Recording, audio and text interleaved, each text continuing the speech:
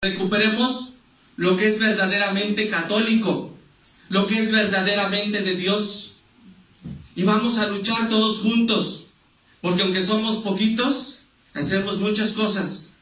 Es como las hormigas, cargan muchas veces su peso y van a un lado y a otro, pero siempre su hormiguero está lleno de su comida.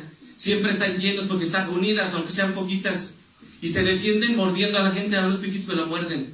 Así nosotros, aunque seamos poquitos, ¿verdad?, podemos hacer mucho, porque estamos de la mano ¿de quién? De Dios. ¿Y de quién? De la Virgen María. Por eso vamos a luchar y vamos a combatir a todos aquellos que nos han hecho o que les han hecho a la gente perder la fe, porque aquí lo que importa es la salvación de las almas, y a eso nos ha mandado el Señor. Y hoy, con esta aparición de la Virgen, ha corroborado que se ha cumplido la voluntad de Dios. Y con esta aparición, la misión sigue siendo la misma desde un principio. Nosotros como obispos, y ya siendo mayoría 3, convocaremos un capítulo general. ¿Para qué? Para que de todas partes del mundo, los obispos, los sacerdotes, puedan liberarse del yugo de Satanás, en el que están todos puestos, primeramente en Roma y en muchas partes del mundo.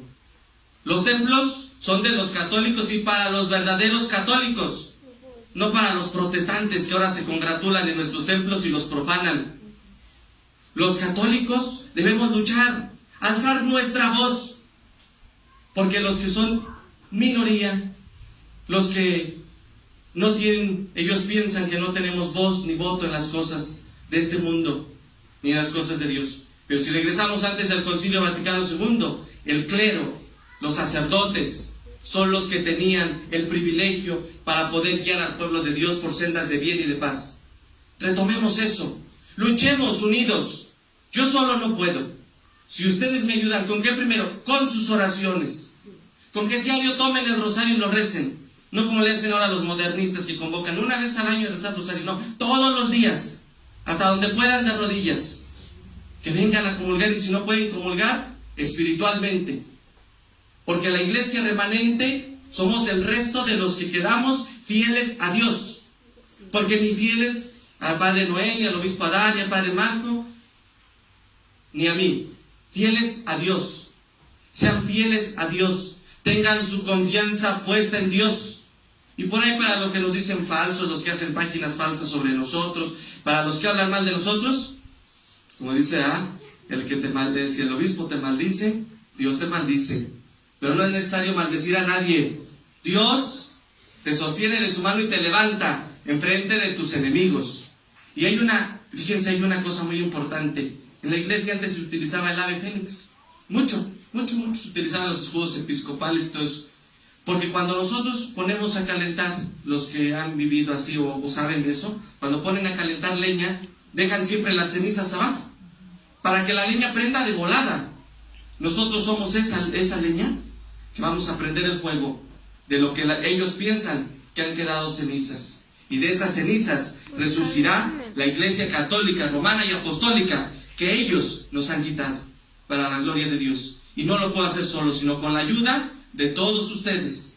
Y soy un simple obispo más, para que no se confundan, porque por ahí van a salir los chismes, ¿verdad? Que ya se hizo papa, que ya se... No es cierto, soy un obispo más, como ellos, ¿sí? Pero la Virgen tenía que dar la dignidad del pontificado, se llama pontificado también en la tradición, del obispado.